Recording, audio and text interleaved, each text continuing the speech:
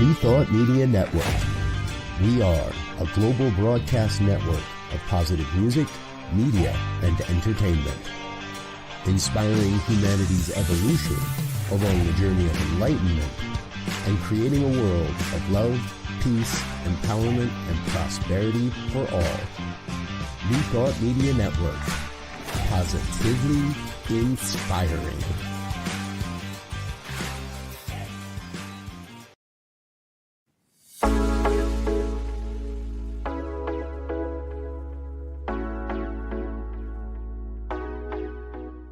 What if the person you think you are is just a fraction of who you truly are? What if years of conditioning and surviving in a challenging world have left you clinging to strategies and beliefs that mask your truest nature?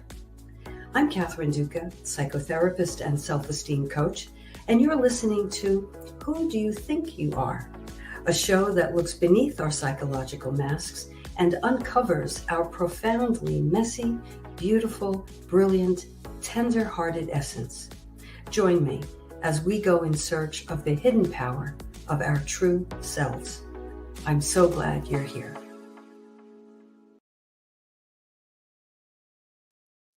I am so glad you're here. Welcome to Who Do You Think You Are? A podcast to help you learn how to have the highest regard for yourself, how to live from a place of self-respect and self-love, and how to make yourself a priority in your life.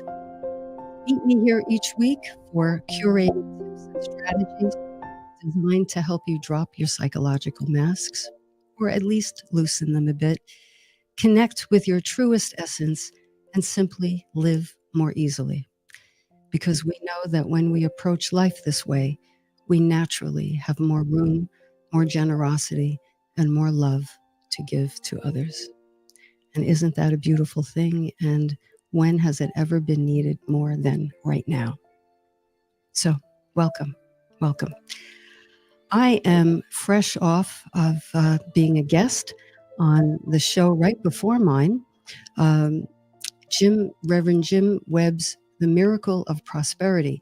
And those of you who are familiar with his show know how great it is. And if you haven't tuned in, you would be in for a real treat if you do.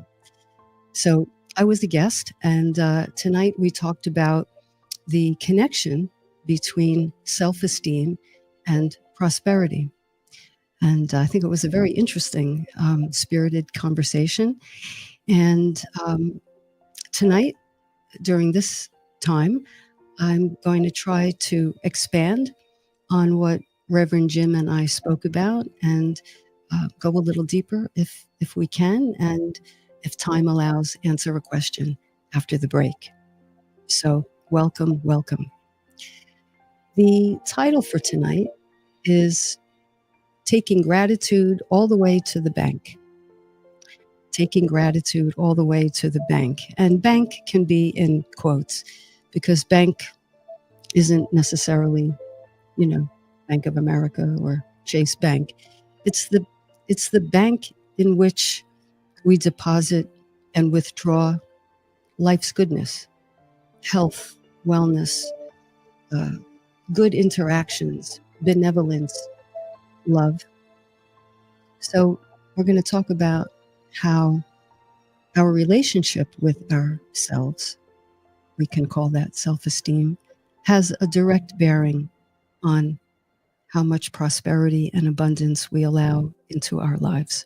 So I hope you find that of interest.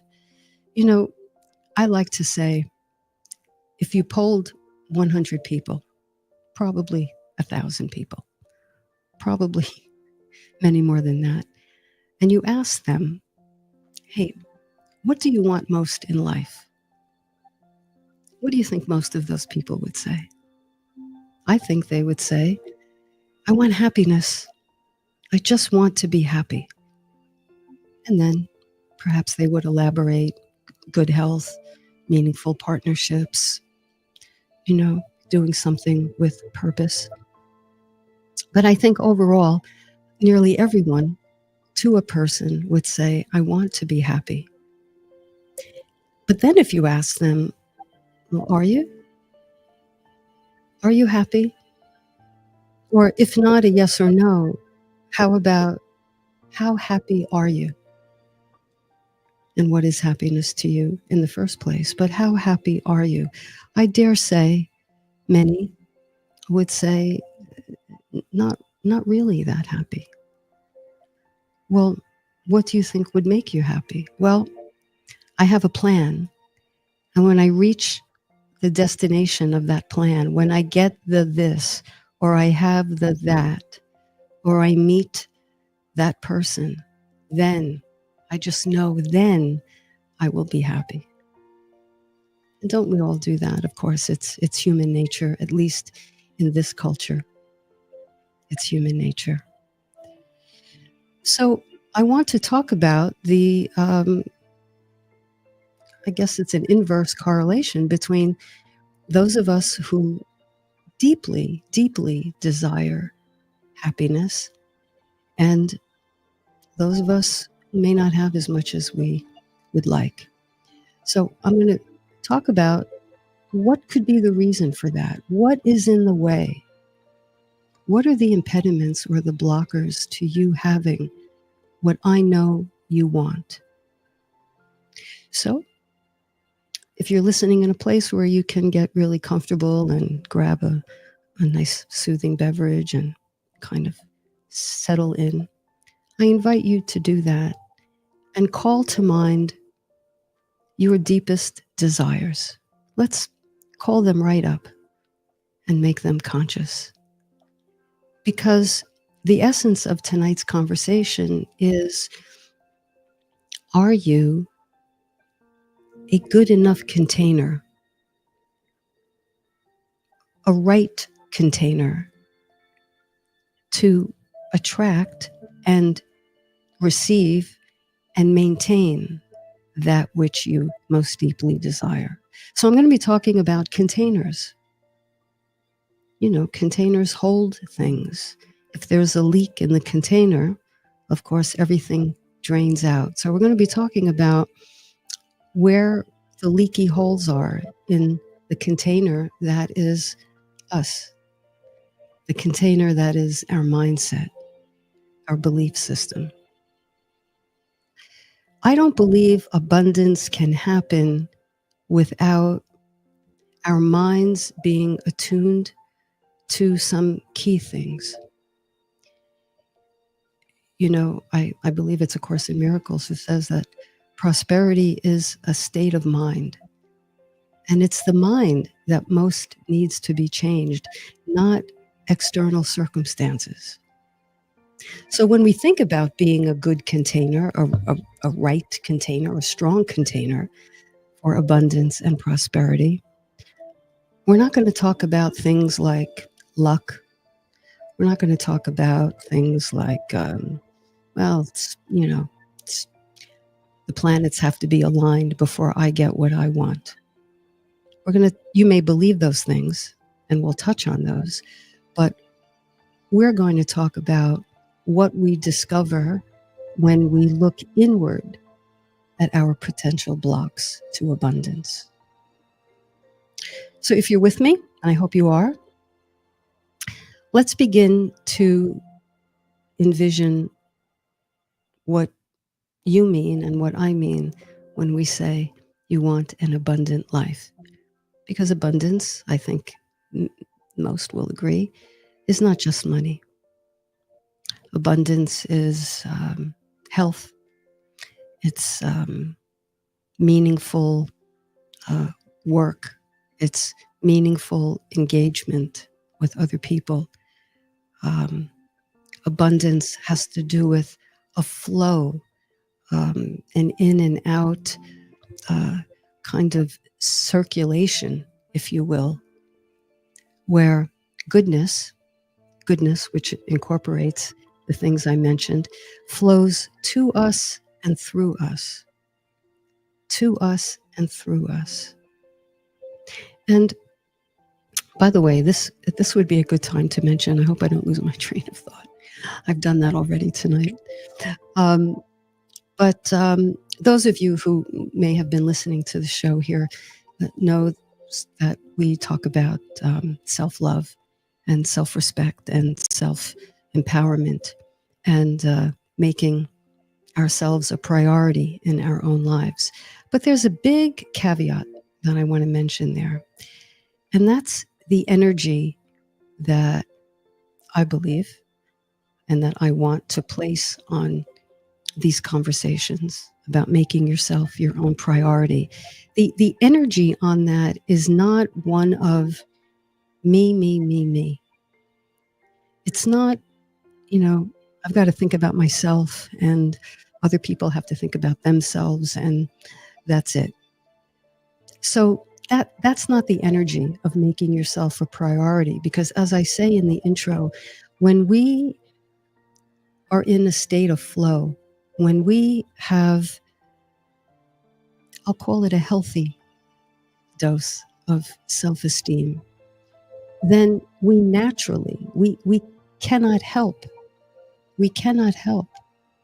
but have the same generosity toward others.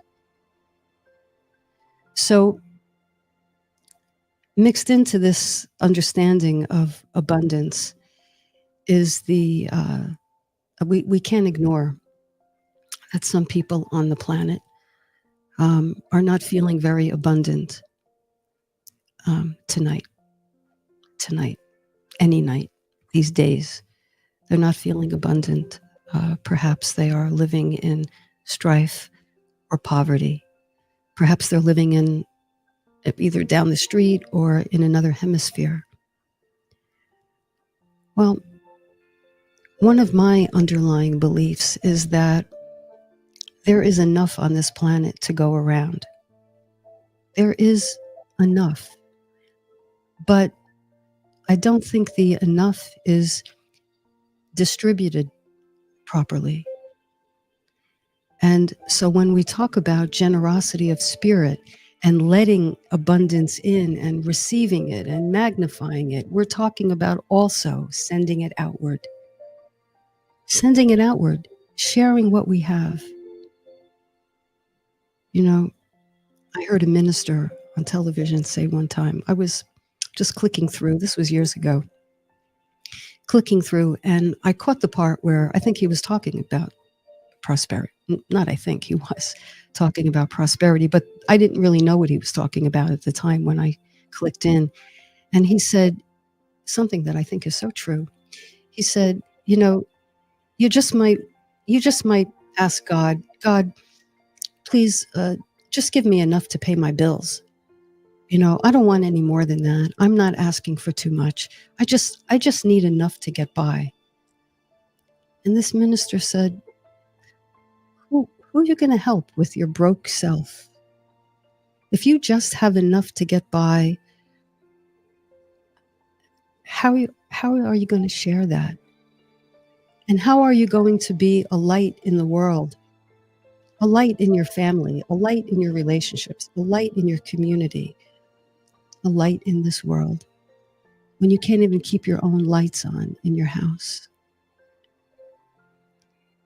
So to the extent that, and it's a large extent, that prosperity and abundance is an expression of and an outgrowth of our mindset and our relationship with ourselves, I invite you to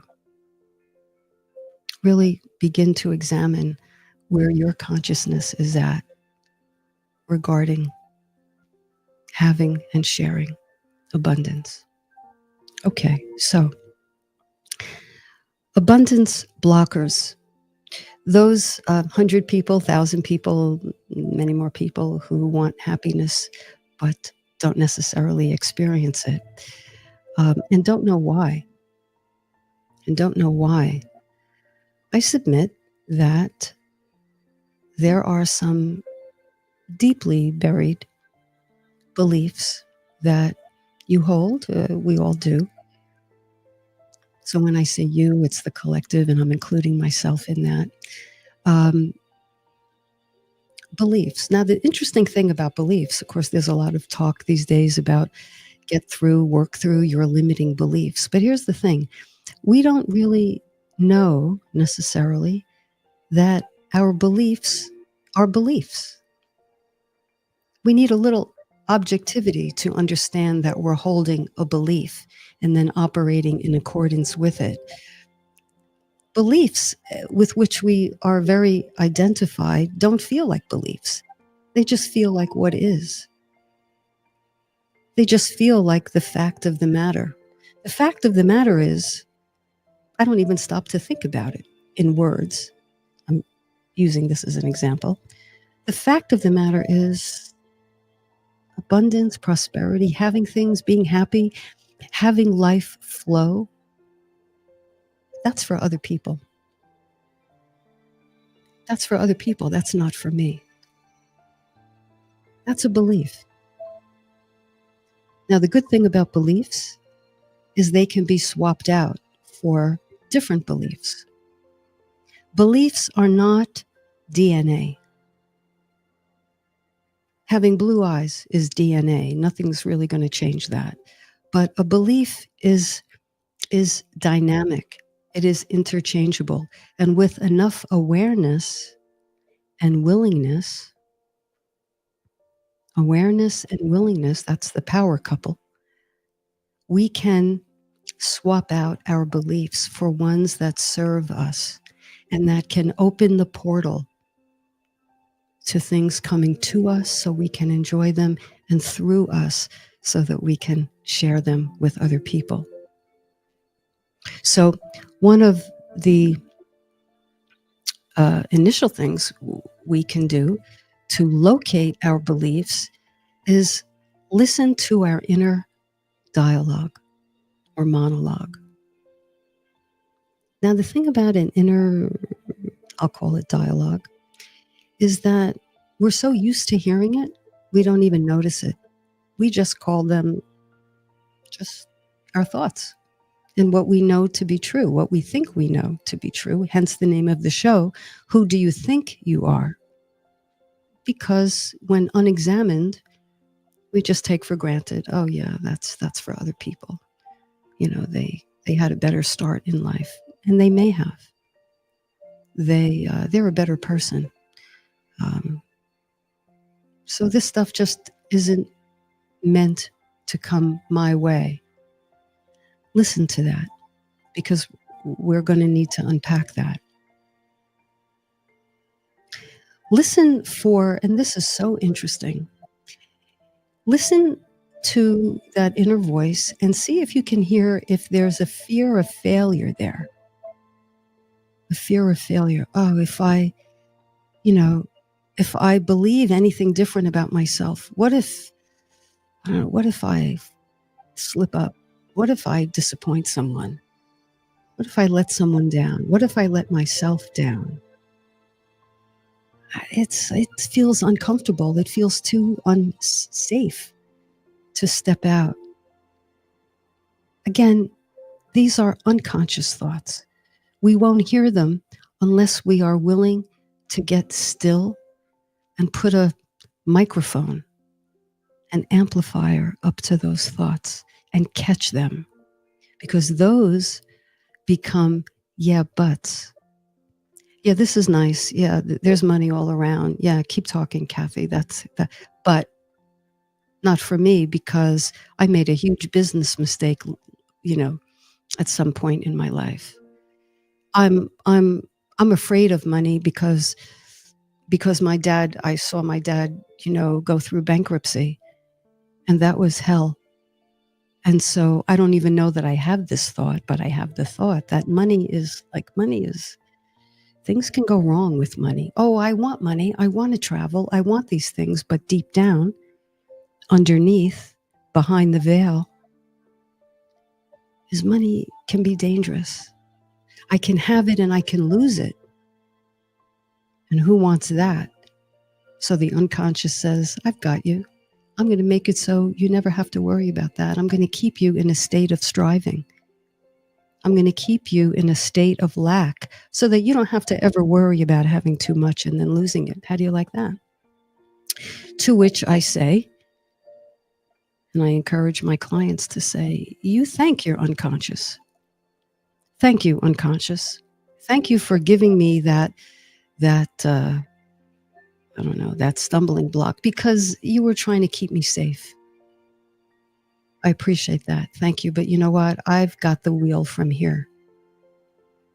I can figure this out because I can read things. I can listen to people. I can have conversations. I can open my mind. I can expand my consciousness. And I can begin to look at this differently. So thanks, unconscious, for doing your job and trying to keep me safe. That's the purpose of the unconscious. It records everything we've ever done, puts it in a thing, shakes it up, and just has us behave in ways, has us think and then behave in ways that keep us safe, but that don't serve us. So we have to listen to ourselves. And then we may have a fear of success. How do you like that? You're familiar with fear of failure, but what about fear of success? If I have it, I don't know, that's going to be a different identity. Again, not that we say these words, hence unconscious. I see myself as a struggler. That's what I do. I struggle. And I twist things. I turn over every rock. I go up that hill. I'm a struggler. I want to be happy. I want to do all these things, but my identity is that of struggler. That's what my t-shirt says. And if I see myself as being more prosperous, that doesn't match how, who I think I am.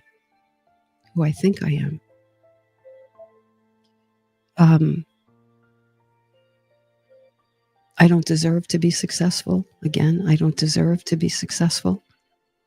Success comes to some other kind of person. I'm afraid if I'm successful, this is a big one. I hear it often. What are other people going to think? They're going to think I'm arrogant. I'm full of myself. They're going to judge me. So whether it's fear of failure or fear of success, those bookends, here we are in the middle, trying to get by, wanting to be happy, feeling frustrated. Sometimes it makes us feel sick because we're caught where we don't belong. It is everyone's birthright to be abundant.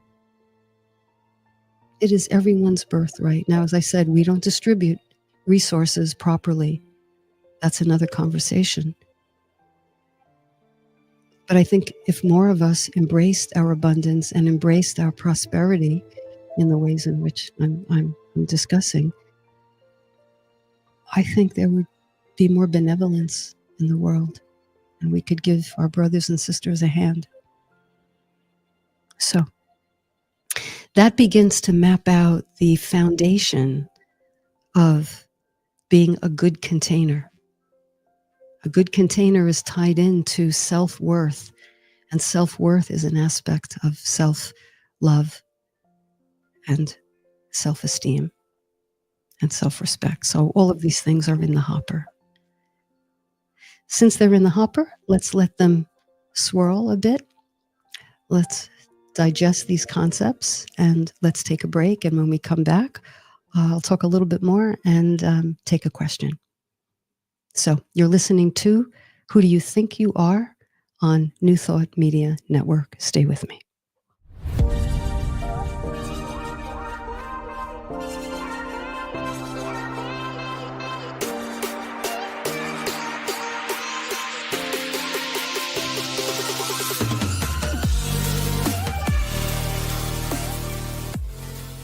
Please help us say thank you to our organizational sponsors, including the Hefferland Foundation, Affiliated New Thought Network, International New Thought Alliance, Science of Mind Archives and Library Foundation, Center for Spiritual Living Denver, Center for Spiritual Living Midtown, New Thought Philadelphia, Planned Happiness Institute, Summit Center for Spiritual Living, One Heart Retreats, Center for Spiritual Living on the Lake, Unity Kitchener, Unity Spiritual Center, Ottawa.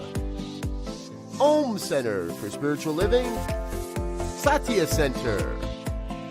Begin Within Ministries, Center for Spiritual Living, North Jersey, Unity of Savannah, and the Center for Spiritual Living, Seattle, as well as all of our individual donors. Thank you for being part of the New Thought Media Network. Please like, share, and subscribe. New Thought Media Network, positively inspiring.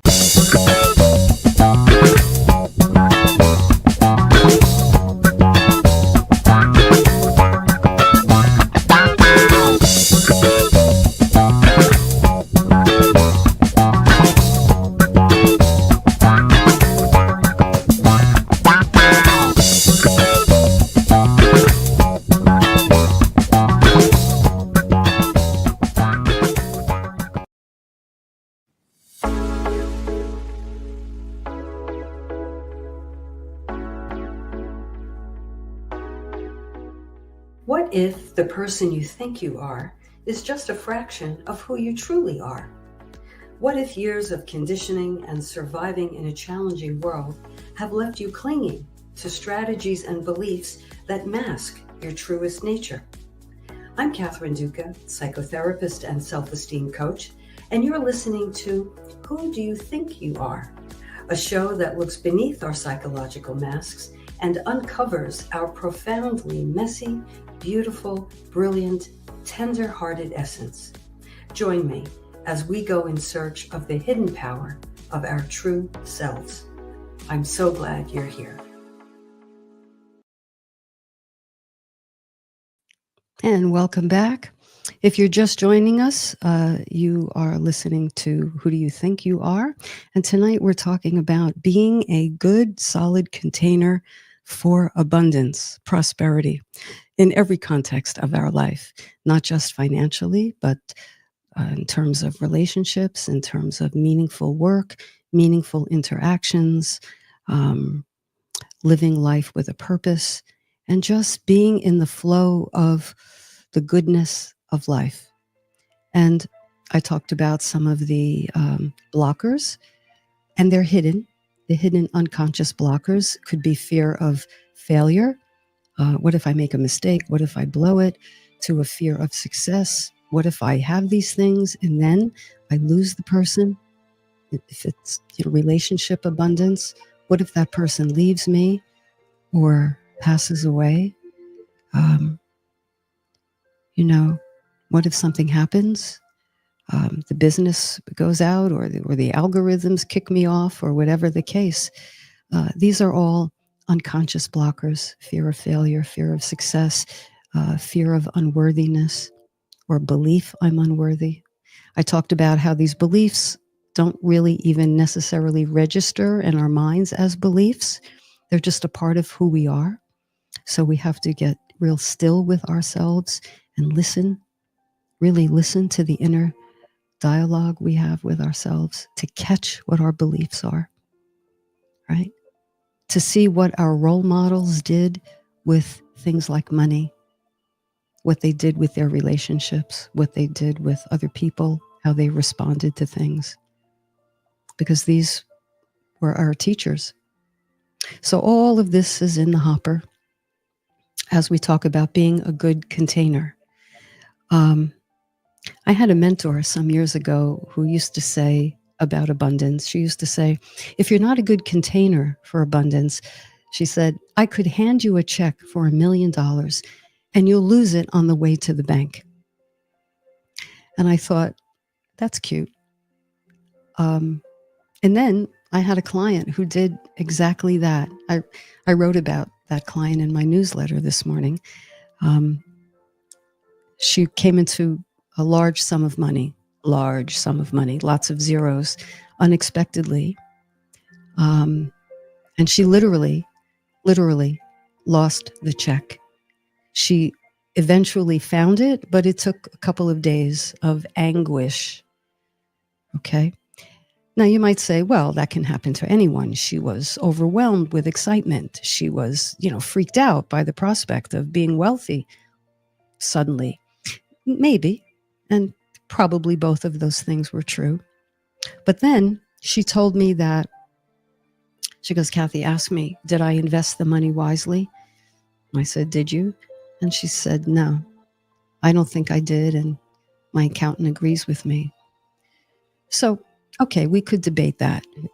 Did she have good financial advice or whatever? But I submit to you that it's worthwhile to look more deeply and look at the unconscious blocks, because if you don't feel worthy, the money, the prosperity, the work prosperity, all the ways are not going to feel congruent with who we think we are, what we think we deserve.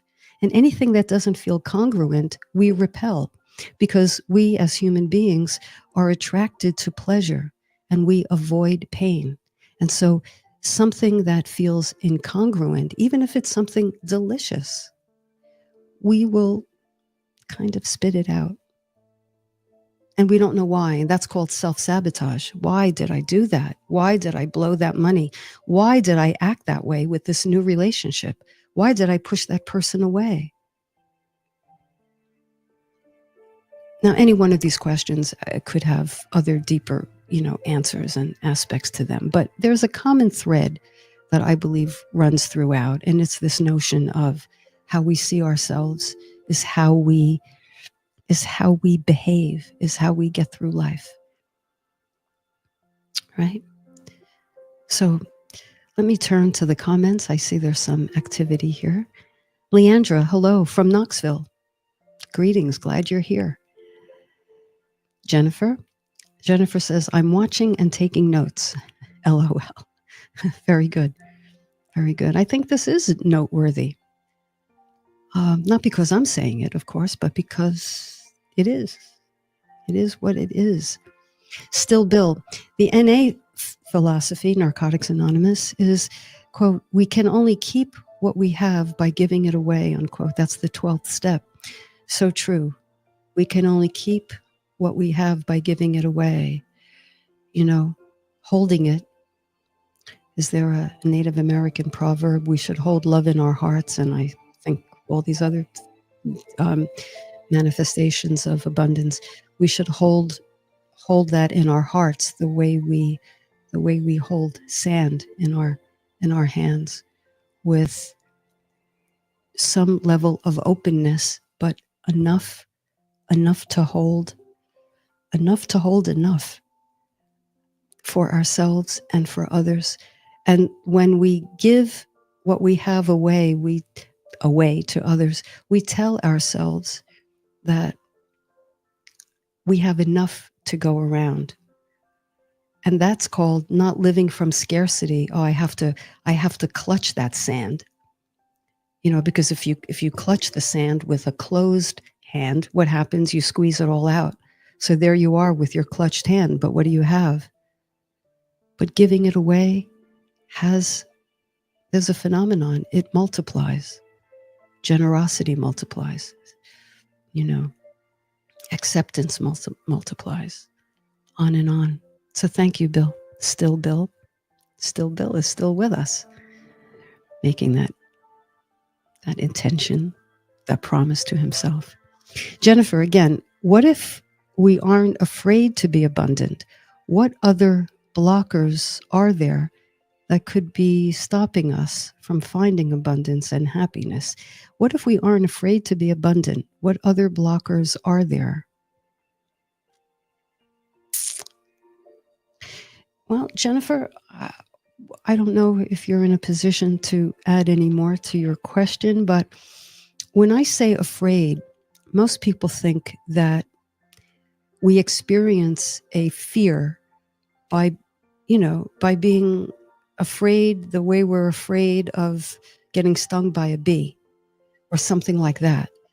We don't. Here's the interesting thing, and maybe this is what your question gets to. And for that, I'm very grateful, because we don't recognize these blockers as fears because they don't feel like a bumblebee. They are hidden, very back of the mind, low level subtle. If this, then that. As I said, what if I have the money or the great job and then I lose it? Or what if I have that job or business and I'm making money and I'm creating nice relationships? What's that going to require of me? How much effort is that? What will I have to give up in order to maintain that level of prosperity? So that's a fear, but you might not experience it as a trembly thing. So unless you want to add anything to that, Jennifer, I suspect that the fear you're talking about can be viewed as unrecognized, unconscious whispers of who you are or what your level in life is.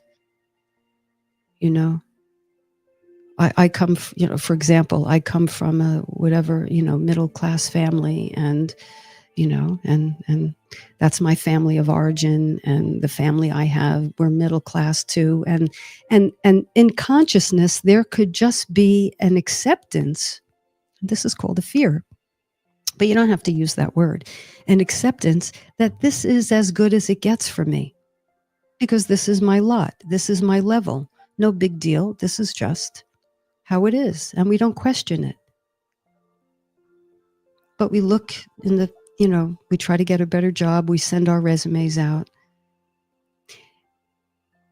The universe cannot, if you subscribe to the powers of the universe and the laws of the universe will only match our vibration. So if our vibration, and you know what I mean by vibration, how we are with ourselves, how we see ourselves, that has a frequency to it. It's, joyful has one frequency. Expecting, to not ever get ahead, that has another vibe. The universe matches our vibe. So when in doubt, raise your vibration. That's the key. If you raise your vibration, Jennifer, I bet, try this. Things will start to happen, but you can't change the thing. You can't pursue the external and try to change that. You have to change what you believe about yourself in the realm of having. Okay? So thank you, Jennifer. Write more if you can or want to, or next time. We're going to be talking about this topic, week to week. It's going to, everything I talk about gets integrated more and more and more. Other questions? Janine, perhaps it's just that all other blockers are rooted in a false belief of fear. That's exactly true. And if you were listening to Reverend Jim Webb in the last hour, he spoke to that. He said that our false beliefs can be rooted in a deeper belief that we are somehow a mistake. We have gotten misinformation, disinformation about ourselves from parents, from caregivers, society at large. Don't be this way, be that way. And so our natural state was oftentimes, we got talked out of them, if you will. We got talked out of our natural state of who we were. So, yeah, a false belief.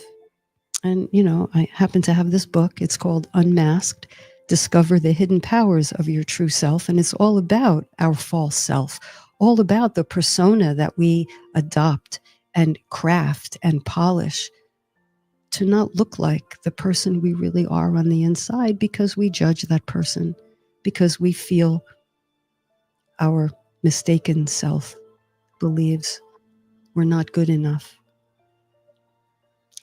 So if you want to read more about it, I invite you to take a look at that book and so many others written on our false self. Thank you, Janine, for that.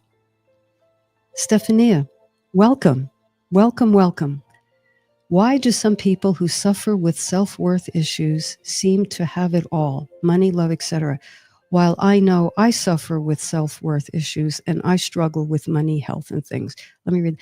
Why do some people who suffer with self-worth issues seem to have it all? Money, love, etc.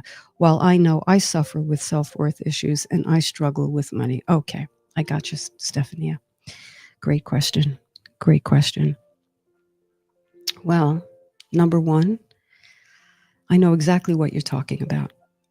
I would say don't glorify what you observe in other people. Don't glorify it. Don't Photoshop their head on your life, if you will.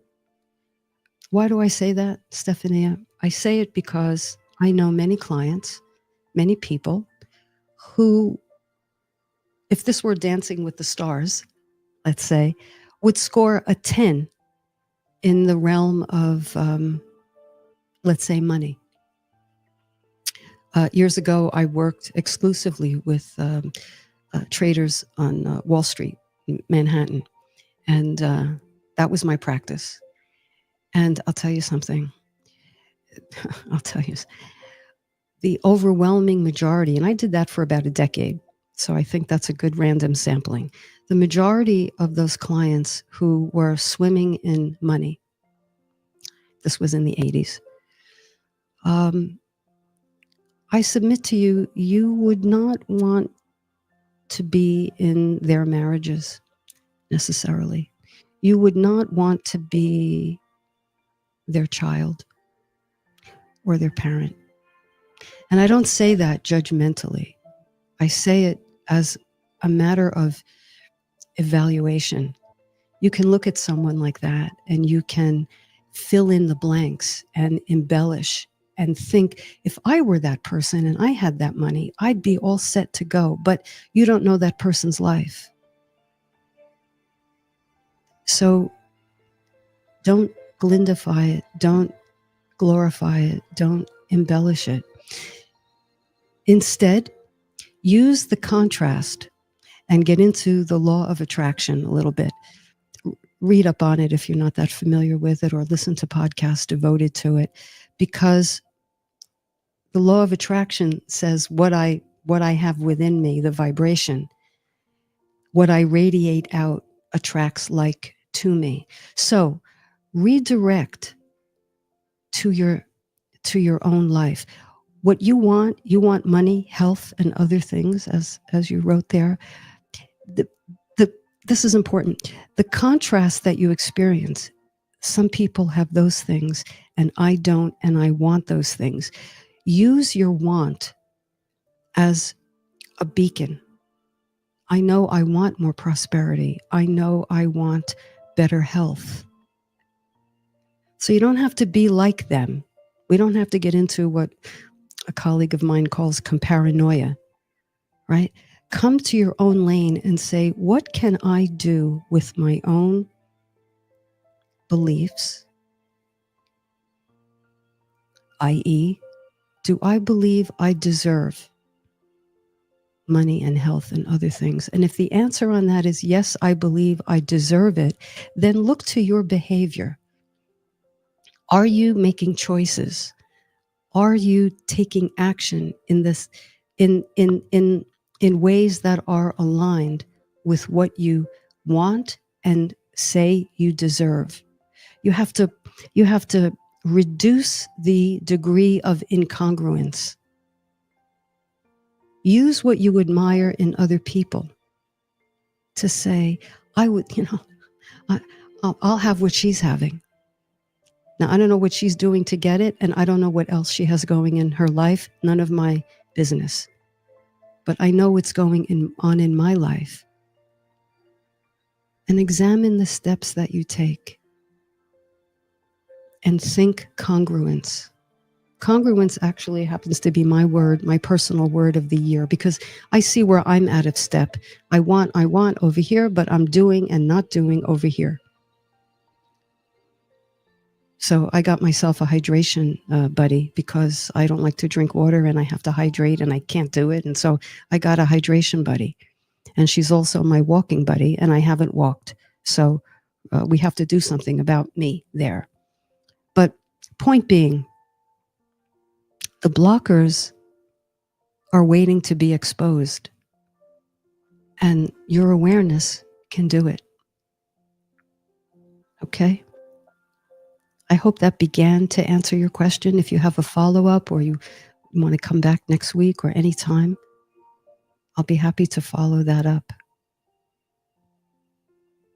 Why do some people seem to have it all? Well, have it all, you know. If they have it all, you're welcome. You're welcome, Stephania. If they have it all, maybe they've done this work, and maybe their consciousness is at such a point they've earned it. But I think most of us take a glimpse of what we see in someone, one brush stroke, if you will, and paint the whole picture. And then we lament where we are because we feel so far away from that. But try this on. Try this on. We don't get what we say we want. This is one of my mottos. We get what we feel we deserve. Examine those messages. Examine them. Get quiet. You'll hear something. I feel confident you will. So, I was going to take a question, but Stephania, that's the question of the night. And Janine, your point, and Bill, everyone's point, Jennifer, Leandra, and anyone listening. Container. Let's plug up those leaky holes. And let's know that abundance and prosperity and flow is everyone's birthright. Playing it small doesn't help anyone. Doesn't help anyone. So, just scrolling through my mind, seeing if there's anything else I want to say as a last word. It's all about our inner landscape. Our inner landscape, our inner garden. We have to, the way any garden, you need good soil. Lousy soil and good soil. Soil that's been properly fertilized. That's where these ideas and concepts and awarenesses grow from. Leandra, I think you're talking about refining our focus, looking toward what we want. We have to know what we want. So many times I talk to my clients and they're like, I don't know, this doesn't feel good. That doesn't feel right. That feels like it's not going well. Well, what do you want? I ask them. I don't know what I want. That's step one, is to go in search of what you want in the big categories. And then ask yourself, if it's money, Stephania, ask yourself, would I be happy? Now, of course, if I said, do you want, $10 million? Okay. I venture most people would say, yeah, sign me up. I want $10 million. But let's start with, how would you feel if you made 10,000 more a year? How would you feel? Are you good with that? Okay, I'm good. How would you feel if you made 20,000 more a year? And go up the scale and see if you hit a point at which you get a little antsy, a little cringy. It's the same thing with weight. I want to be slim. I want, trim. I want to be fit. Okay, can you lose 5 pounds? How would that feel? That would feel great. Can you lose 10? Absolutely. I'd love to lose 10. What about 20? Yeah, I don't know how I'll do it. Well, I'm not asking you how. How would you feel if you attained it? Right, 20? Yeah, okay, antsy. 25, 30? I don't know, I'd feel weird. I'd feel too weird. That's how you repel it right there. I want it, but I'd feel too weird. People might look at me. People might compliment me. People might notice me. I'm used to being beige and hanging out in the background. If I get the body I picture in my head, my identity, I might be a little rattled. So with money, with health, with relationships, go up the ladder incrementally and see where you hit a point of resistance, because where you do, I submit that you have some kind of fear there or block. Even if it's not a bumblebee fear, it's a limiting, stifling belief that you've just internalized as a part of you. So, with all of this, let's go out this week being mindful of the containers we are. And that applies to if someone says a nice thing to you, gives you a compliment, praises you for something, I challenge you to accept it, because that could be your beginning. And notice how it feels going down. No excuses, no explanations, just a gracious, open-hearted, if you can, thank you. And check yourself how that feels. Does it feel like warm honey going down? Oh, that feels lovely. Or does it feel incongruent with how you see yourself? Start there. Do your repetitions, okay? That's how you're going to exercise the muscle of consciousness. Friends, it's been a pleasure. Those of you who have been with me for the past 2 hours, wow. Thank you so much. I'm honored. Those of you who have been with me each week, I thank you from the bottom of my heart. Those of you who are listening at any time in the future, thank you for tuning in. I'm thinking of you. I don't know who you are, but I'm thinking of you.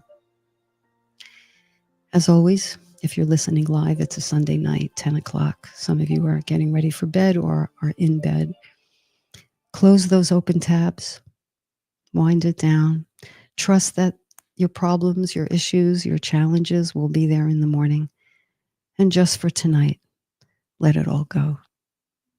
Let it all go. You are loved and you are love. So until next week, this is Catherine Duca. You're listening to Who Do You Think You Are on New Thought Media Network. Good night.